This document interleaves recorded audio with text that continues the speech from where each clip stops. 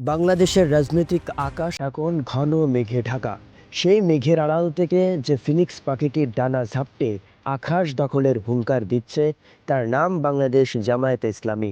এক দশক আগেও যারা ছিল নিষিদ্ধ ও কোণঠাসা, 2026-এর 12ই ফেব্রুয়ারির ভোরে তারা এখন কিংমেকার হওয়ার দৌড়ে সবচেয়ে এগিয়ে। সাধারণ ভোটার থেকে শুরু করে পলিটিক্যাল সায়েন্টিস্ট, সবার মনে এখন একটাই প্রশ্ন: কিভাবে সম্ভব? জামায়াতের এই কামব্যাক কোনো মিরাকেল নয়, বরং এক নিখুঁত দাবার চাল। তাদের তৃণ থেকে বের হওয়া 5টি তীর এখন বড় বড় রাজনৈতিক দুর্গের ভিত্তি নাড়িয়ে দিচ্ছে। নাম্বার 1, মাস্টার স্ট্রোক জোট। একলা চলা থেকে সবাইকে নিয়ে চলা। জামায়াতের প্রথম চমক তাদের রাজনৈতিক একাকিত্বর বিসর্জন দেওয়া। তারা শুধু দল হিসেবে লড়ছে না, বরং 11টি দলের একটি পাওয়ার হাউস জোটের সেনাপতি হিসেবে দাঁড়িয়েছে, যেখানে ন্যাশনাল সিটিজেন পার্টির মতো তরুণ বিপ্লবীরা আছে, আবার অলি আহমেদের মতো ঝানু যোদ্ধারাও আছে।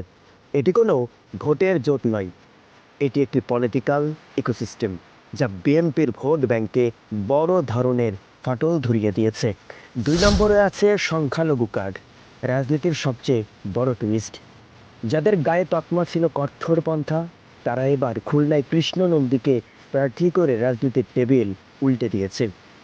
এটি কেবল একটি মনোনয়ন নয়, এটি বিশ্বজুড়ে একটি বার্তা: আমরা বদলে গেছি। মন্দিরে পাহারা দেওয়া থেকে শুরু করে সংখ্যালঘু প্রার্থী দেওয়া, জামায়াতের এই ইনক্লুসিভ পলিটিক্স বামপন্থী ও লিবারালদের আলোচনার ভাষা কেড়ে নিয়েছে। 3 নম্বরে যদি বলি, 3 নম্বরে আছে ডিজিটালি স্মার্ট, আদর্শে অটল।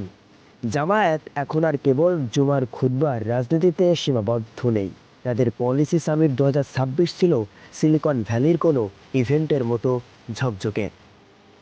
বেকার গ্র্যাজুয়েটদের জন্য সুদ মুক্ত লোন আর স্মার্ট সোশ্যাল সিকিউরিটি কার্ড, এই দুটো টোপ এমনভাবে ফেলা হয়েছে যে বেকারত্বের জ্বালায় ভোগা তরুণরা এখন দাড়িপাল্লার ডিজিটাল ক্যাম্পেইনের ভলেন্টিয়ার।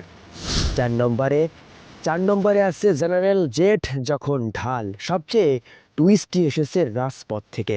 জুলাই বিপ্লবের রক্ত ভেজা স্মৃতি এখনও টাটকা।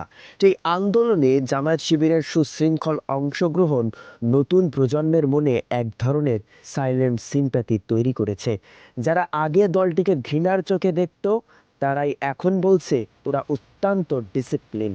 জেনারেশন জেডের এই মনস্তাত্ত্বিক রূপান্তরই হতে পারে নির্বাচনে দাঁড়িপাল্লা জয়ের ট্রাম্প কার্ড।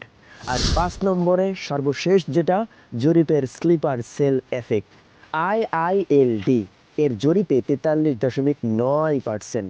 সমর্থন কেবল একটি সংখ্যা নয়, এটি একটি সতর্ক বার্তা।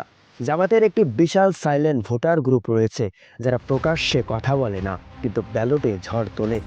এই স্লিপার সেল ভোটাররাই এবার জরিপের ব্যবধান ঘুচিয়ে দাঁড়িপাল্লাকে ক্ষমতার মশানতে পৌঁছে দিতে পারে। রাজনীতিতে শেষ কথা বলে কিছুই নেই। যারা জামায়াতকে ইতিহাসের পাতায় দাফন করতে চেয়েছিল, তারাই আজ দেখছে এক নতুন ও আধুনিক জামায়াতকে।